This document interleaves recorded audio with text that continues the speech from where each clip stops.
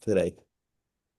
A daf is Masechta Avodah Zarah Be'ezer Hashem daf Lamed Beis. So we're going to start from Lamed Aleph Amid Beis Rav Shmuel Bar Bisna.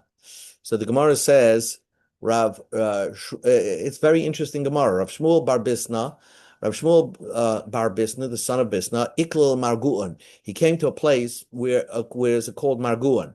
Marguan was a place that the Jews lived there, but they didn't care about if goyim touched their wine. So he was worried about the kashrus. So Aisr Lechamra, they brought in front of Rab Shmuel some wine. Of course, he didn't drink it. He didn't trust the hechsher. Aisr Lishichrei, but they even brought him beer. He didn't drink beer. So the Gemara understands. Bishlamam Chamra, why didn't he drink the wine? Mishum Shimtza, because there's a trace. Maybe a guy touched the wine. Shrichra Mishumai, why didn't he drink the beer? And says the Gemara, Mishum Shimtza de Shimtza, because it was a trace of a trace. It means if he would have drunk, he made like a little chumram upon himself. If he would drink beer, he may come to drink wine. So he said he doesn't want to drink beer nor wine. And the wine has a good reason, because the people there didn't care if the goyim touched their wine. Says the Gemara, but not everybody agrees that the beer of goyim could be also for another reason. And that's called a cause of giloi. The Gemara is going to say right now, that goyim, they weren't worried about exposure. Exposure is what we learned in the previous Gemara, where if they leave liquid exposed, there's a possibility a snake came, took a sip of that beverage, and dropped the poison into that beverage. So we are makbid to cover the beverage, especially overnight. So that's why Rav is going to say that you shouldn't drink beer of goyim because of the exposure that could be a snake dropped the poison in them, even if it's kosher beer. So the Gemara says like this: Amar Rav, we're on Lamed Aleph Amid Beis. Amar Rav, Hai Shichra da Armoy, the Armenian beer, let's say. Shari, it's permitted. V'chia bri loy nishti, but I don't want my son to drink that beer. So the Gemara says, Manashach, what's going on over here? Shari, if it's permitted, Lukuli Almi Shari, if it's permitted, then everybody should be, even for your son, he should be allowed to drink the beer. Also, if it's not permitted, Lukuli Alma also, it should be also for everybody. But Rav said everybody could drink the beer, but except my son. What kind of psak is that? Ella Rav Sova, Rav holds Mishim Geluya. There's always a problem of exposure by the goyish beer. They leave it exposed, and it's possible a snake dropped the poison in there. But you have the bitterness of the hops that to make the beer, the kolale zihara, and neutralizes the poison of the snake. So udoloke malke leitve. But if you're sick, if you're a weak person, then it's not enough of a neutralization, and you could be harmed by it. So normal people could drink that beer, because even if a snake put his poison in the water prior to the making of the beer, the hops already neutralized the poison, and a regular person could drink that beer. My son, since he's not a well person, he's a weak person, I don't want him to drink from that beer. Says the Gemara, it's not just a snake who has a poison. Shmuel says, Kol ashratzim, anything that creeps and crawls, yeshla and eris, has a certain poison. I guess that protects it from prey. Shall nachash memis, but the poison of a snake can kill. Shall shratzim, some of a creepy creature, ein memis, their poison doesn't kill. Amalei Shmuel l'chia barav. Shmuel said to Chia, the son of Rav, Bar Arya, you are a son of a lion. Your father Rav was like a lion. I'm going to tell you something special that your father Rav said. Rav was wondering, how is it that certain goyim, they could eat any type of exposed beverage and nothing happens to them? So Rav said, these glutton Armenians, they could drink exposed beverages, they never die. How is it? And says the Gemara, they eat creepy, crawly things. They're like the Chinese. They eat all sorts of weird creatures. Chavul gufayr, their stomach, their bodies can handle or neutralizes any poison of the snake. So like Chinese or truck drivers, because they eat junk, their body is junk, and somehow they can eat poison. It doesn't affect them as a regular healthy human being. Amar Rav Yosef. Rav Yosef said, we go to Lamed Beis Amud Aleph. Hi, Chalad de Shikra Da'amoy Aser. You have a beer that was vinegar beer of Armenian is Aser. Why? The Arve Bei Durdaye B'yayin Esach. They put in the yeast of Yayin Esach. They put in some of sediment of wine into this beer. I guess maybe to make it tastier. So into this vinegar beer. So therefore, it's not kosher. Amar Rav Ashi says, shari. But if it's taken out of a storehouse, then it's permitted. Why? Kiven de ma'arvabe misrasari. If they would mix the sediment of wine into this beer, it would ruin it. So therefore, if it's a type of beer that they, put away, that they're going to, store and sell slowly, then they wouldn't mix yayin nesach into this beer, into this vinegar beer, and therefore it would be kosher. So the only time it has tray for ingredients is if they make it, right away and they sell it to you. But if they take it out of storage, then they didn't put in any sediment. Now the Mishnah says the cheres hadayoni, the earthenware of Hadrian.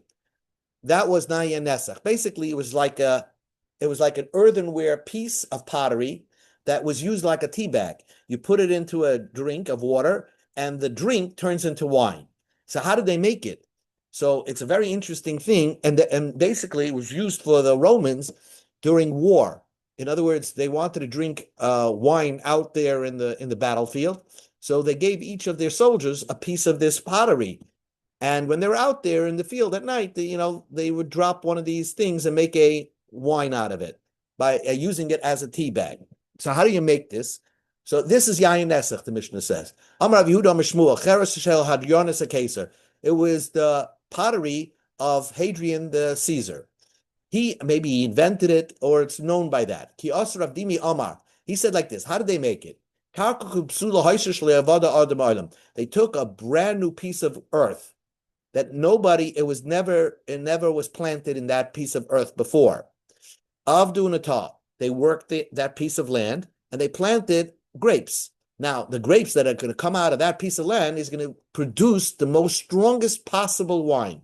And they take the wine that came from this land and they put it into brand new earthenware kalim. And that sucks out the wine, and the wine just gets absorbed into the walls of this pottery, a piece of pottery. And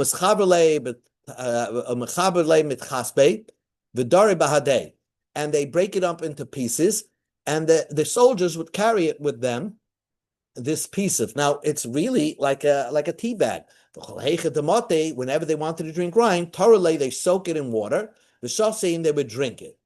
Now, you would think after using it one or two times, it's diluted. Like any tea bag. Levi, our best wine is Kishlish Shlehem. Even if they use that piece of pottery 3 times, it's still as good as our best wine. It was such a good technology that they had to create these pieces of pottery that was used out there in the battlefield to make wine on the go. Says the Gemara, so you're not allowed to benefit. It's Yayin Nesach. So imagine you're holding this piece of pottery. You can't sell it. You can't, of course, make wine. You can't soak it in water to make the wine and drink it. But not only that, you can't sell it like any Yayin Nesach. It has a din of wine, which you asr b'hanoah with. So you're not allowed to have hanoah from it. You're not allowed to sell it. But the question is, can you use it in an unusual way? The question is, can I use it to support a bed, to raise up a bed, use the pottery to raise up a bed. If you want to keep it, but you're using it in a not normal way, would that be permitted? Or would that be asr? Tashma, so the Gemara says it's a machlekes. Rab Lezer, Rab Yochanan, Chad Asur, Chad Shari. One says it's Asur, and one said it's permitted. The Ilchas command Asur, Allah is the one that says it's Asur. So even if you're using the pottery in an unusual way, it's according to halacha would be it's Asur. Says the Gemara, according to the one that says it's permitted, I have a brayta that says the opposite. Meisvei, let's ask you a question.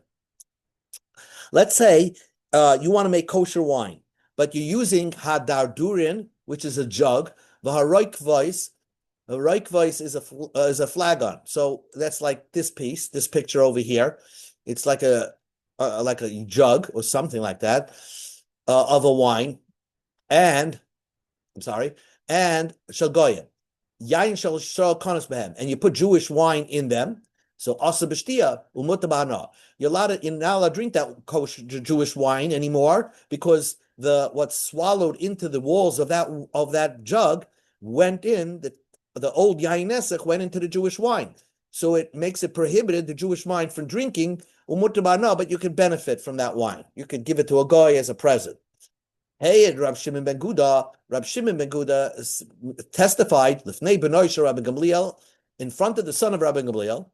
On Rabbi Gamliel. Shimon ben Guda was a Talmud of Rabbi Gamliel, and he told his son, I saw your father, in Akko, he drank such a wine of a Jew that was stored in these dardurin and reikvei shel goyim, and he didn't have a problem with it because they probably washed it out, so the Jew kept his wine in there.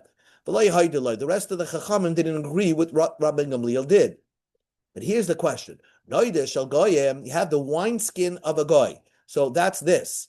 Wineskin is somewhere to hold like the grape juice, and it ferments. And as it ferments, it expands. And this is made of leather, right? Goat leather. So goat hides. So then, Rab Shimon Gamliel, and it belonged to goyim. So now, Rab Shimon ben Gamliel, Rab Shimon Kavsai. So this hide skin, also you're not allowed to make it a cover for a donkey, like a saddle for a donkey, or something to cover a donkey. So the question is, over here, the rights of you're using it in the not normal manner, right? You're not drinking from it. You're using the wineskin as a cover for a donkey. The Ketani Da'aseh, and Rabbi Yeshua ben Kufsai said it's not permitted. So we see that once something is not permitted, you're never allowed to use it in any which way.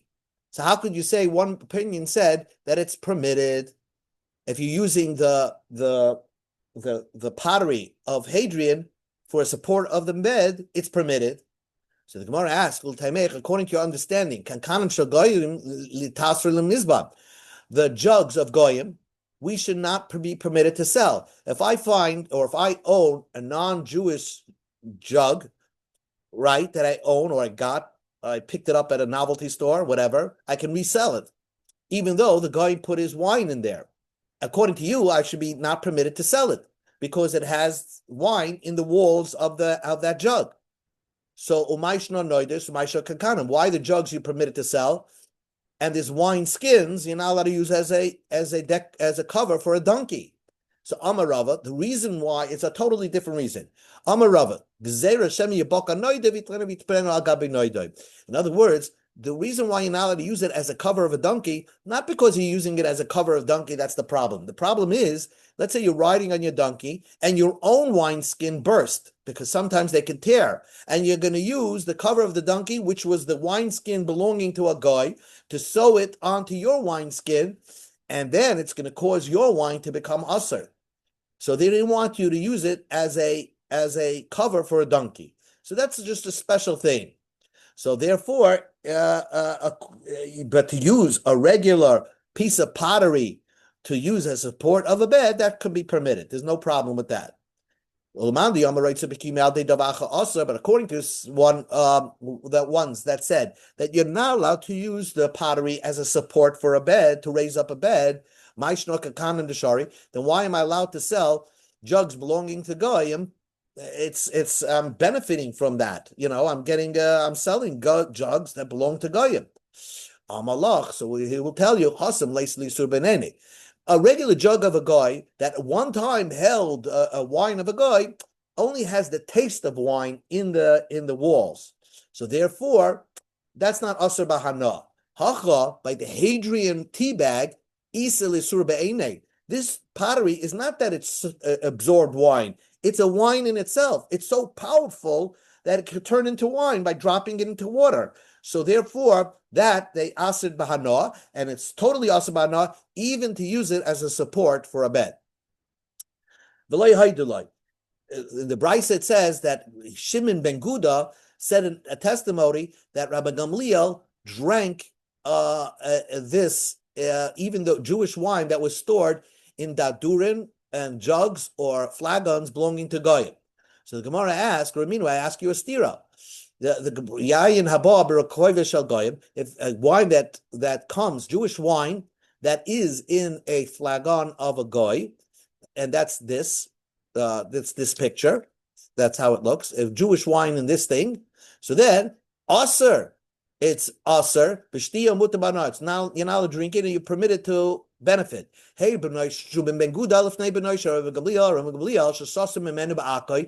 did drink from it. And everybody agreed that's a good.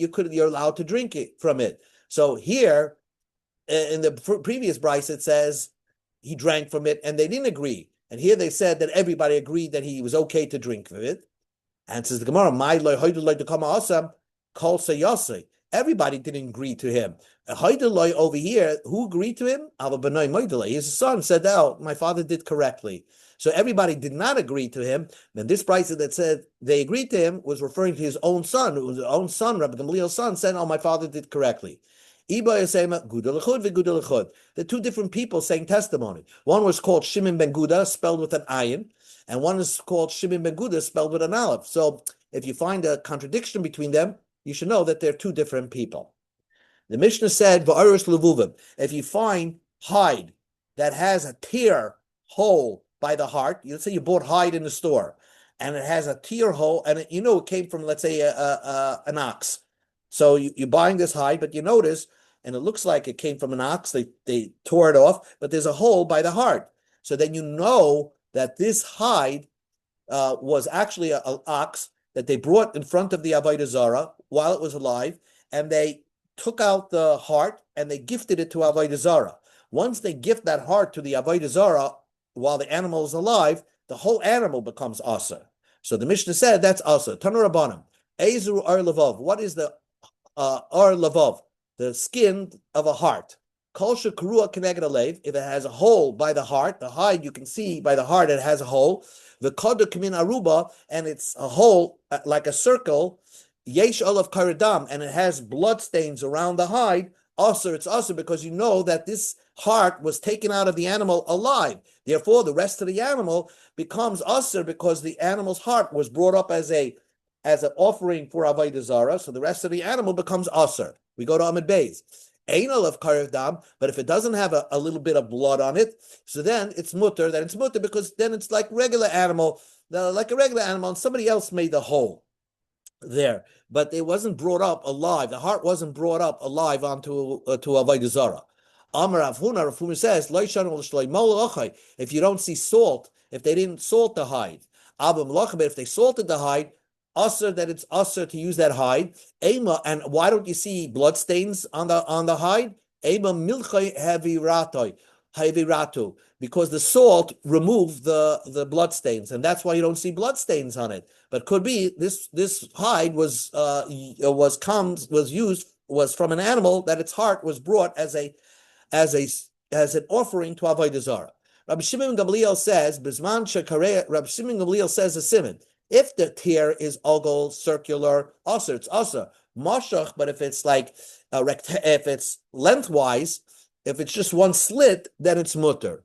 Then it's permitted, because when if only if it was a circular cut, then you can assume that the heart was taken out alive. But if it was a one slit from top to bottom, then it wasn't coming. Then it was made after the animal became dead. Amar Rav Yosef Amar Yehuda Amar Shmuel halacha Rab Shimon Gamliel. Halacha is like Rab Shimon Gamliel. Amalei Abaya said halacha miklal the pligi. Are you going to say that that the Chachamim argue, and the Chachamim hold every type of animal with a slit by the heart, and it has bloodstains is also. It doesn't matter if it's a circular rip or a slit. It's always going to be aser. Is that what you're trying to say? And you're trying to say that the halach is like Reb Shimon Gamliel, that we don't paskin that way. Only if it's a circular rip hole, then it's aser, and not if it's just a slit. Amalei. So Rav Yosef said, "My nafka mina. What do you care if? What's the difference to you if Chachamim argue or not? The halach is like Reb Shimon Gamliel. Remember that if it's circular, it's aser, and if it's just a slit, then it's permitted." Amalei. So Abai says, I really want to know the truth. Gemara, the teaching that you teach should be like a song that have no depth to it.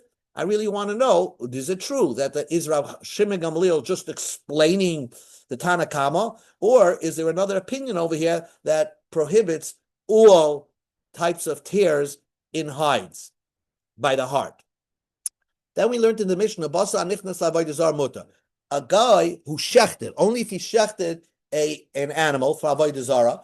So we could even, probably he shechted it because he wasn't thinking about anything. Now he's going to take the meat from this slaughtered animal.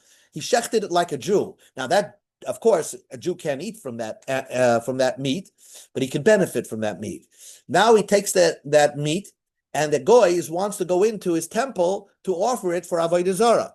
So the Mishnah says, if you get him before he gets into the temple, mutter, you're allowed to benefit from that meat. So the Gemara says, Montana, who's the author of our Mishnah? Amar Rabchi bar Abba Yoichrem, the like Rab Loza. Our Mishnah does not go like Rab Loza. The Ik Rab Loza, if you're going to go like Rab Loza, Ha'amar, he said, Stam achashev es goy l'avodah zarah. When a goy shechts, he's always thinking about his avodah zarah. So even if he shechted it, and before he offered it to avodah zarah, he slaughtered something for the sake of his avodah zarah, not in the temple of the avodah zarah, it would still be aser. But our Mishnah says it's mutar, unless he brought the meat as an offering. So our Mishnah does not go like Rabbi Lazar, and that when the goy slaughtered it, he was not thinking about his avodah zarah, and therefore the meat itself would be permitted to benefit. V'hayoytzi, the Mishnah says, if you meet the goy as he left the avodah zarah house, if you meet the goy as he left his avodah zarah, if you meet the goy as he left his avodah zarah house, otzer, then you're not allowed to benefit, because he probably went into the temple and took this meat and offered it up to his avodah zarah, and now takes it back. So it's like he slaughtered to the dead. So it's aser. So now it doesn't say aser, and why does it say kizif chemesim? It's like he slaughtered to the dead. Meitama. So first the Gemara says it's aser. Efsha doleka tikroives avodah zarah. It's impossible that you go into the temple with the meat. He did not offer it to the idol. It's obvious, even if you didn't see him offer it to the idol, he probably offered it to the idol. So as he's coming out with this meat, then you're not allowed to buy it from him or take it from him as a gift, because it's asr bahana, because he offered it to his idol, and now he's taking it out of the temple and giving it to you. You're not allowed to benefit from it. Says the Gemara, what does it say? It's like the slaughtering of a dead. So the Gemara is teaching you a chiddush that this meat not only is you're not allowed to benefit from it, but it's also like a dead body. It's metama everything in the room.